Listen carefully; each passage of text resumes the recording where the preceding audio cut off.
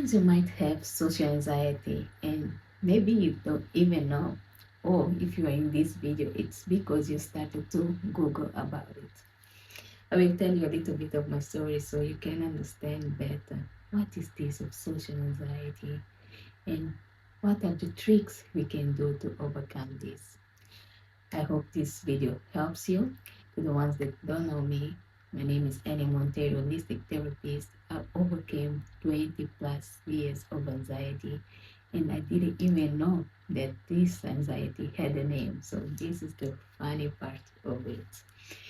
So when I started to realize that something was wrong with me, I thought that everyone was having the same issue, but I could see that my friends, they could be more open to other people, they could talk more. So I thought that, because I'm shy, that's why I don't do certain things. And the only way for me to be myself, be more open, was when I was drinking alcohol. But I realized that I was drinking way too much alcohol and I was transforming myself in a different person that they used to make fun of me, calling me Priscilla because it's my second name.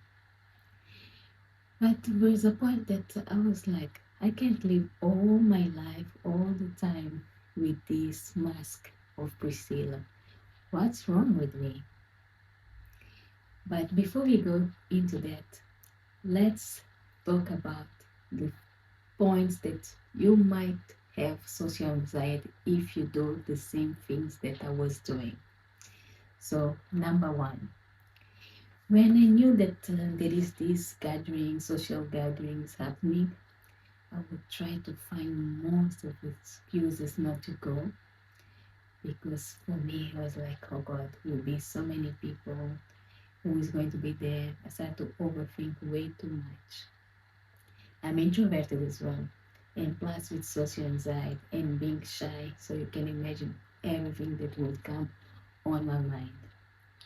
And to get there, I was thinking already who I'm going to say hi to, how I'm going to be the people, how many people will be there, and it's a whole movie in our minds, how the conversation will start, if I will be able to continue the conversation, if I will be able to start a conversation, if they will like what I'm talking. It's just so messed up that you can't even imagine if you don't suffer with social anxiety.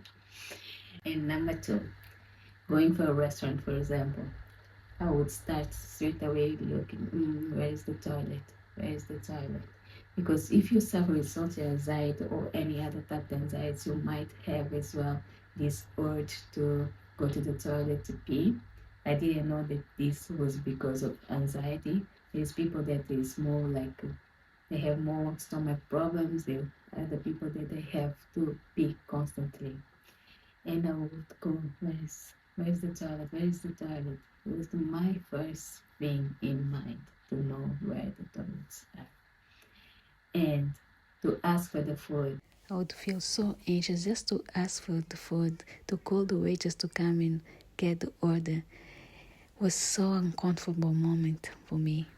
But I thought that this was normal because I could live with that. And to eat in front of people. This was a big no for me.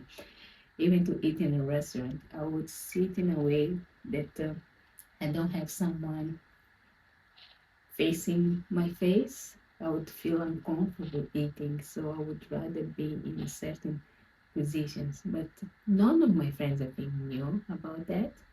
I would take forever to eat, and wasn't a good experience going to restaurants. And third one, avoiding eye contact. This is quite a win for me because when I overcame social anxiety is when I managed to start talking to people, looking to them in the eyes, something that I thought that was impossible. And number four, someone would tell me a little thing that would hurt me, I would stay with this pain forever and ever, repeating all this thing in my mind like this person is saying to me all over again the same things. Or even the opposite. If I would feel guilty because I did something wrong, I would repeat the same scenario all over again in my mind. So this is just for you to have a little understanding of what social anxiety can cause to you. Number 5, this was quite interesting. Going in public spaces, public transports, even worse. If they would be way too busy, I would start getting anxious because I wouldn't know how to approach people to move for me to get to the door. I would start already, oh God, my stop is coming, my stop is coming, my stop is coming. Yeah.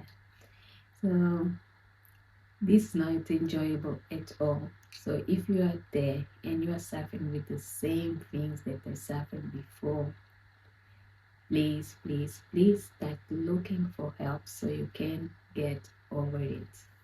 I will tell you few things that I did to overcome this. That number one, that a very important one, was to understand my emotions. Why I would feel that way. Find the root cause of my emotions.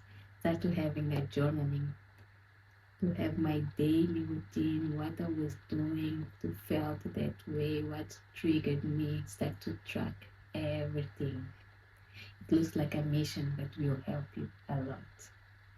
And then when you start to understand your emotions, what triggers them, and even the ones, the childhood ones, why you behave in certain ways, which kind of limiting beliefs created in your mind, and you start to reprogram them, is when the magic starts to happen. And number 2, stop overthinking. I know that you might be saying, you think that this is easy, but we live a lot in the past and we live a lot in the future, and we forget to live the present. We need to learn how to do things in the present and stay in the present. So mindfulness activities are the best for you to start grounding yourself and just be in the present. Because if you just overthink, you create so many scenarios in your mind that people already forgot about it, but you are the only one still having that in mind, and it's not helping you at all. Remember that people forget, so you can do the same. And people, they can forgive as well. They forget, they forgive. Yeah, and you should be doing the same. Forget and forgive yourself for your mistakes or whatever you've done. And number 3, if you want to really overcome this, comes from the decision. I'm ready. I'm done with this. I want to be my authentic self. Is what you need to do. Start embracing yourself. Start liking yourself. Start being yourself. Don't care what other people will think about you. Okay? Because what other people think about you, it doesn't make it true. They can judge you. They can say whatever they want. But you are the only one that you know who you really are. Okay? So these are the 3 main things that I did to overcome social anxiety. And if you need help with it, just drop me a comment in this video that I have this special program where I take people by hand to overcome social anxiety. See you soon.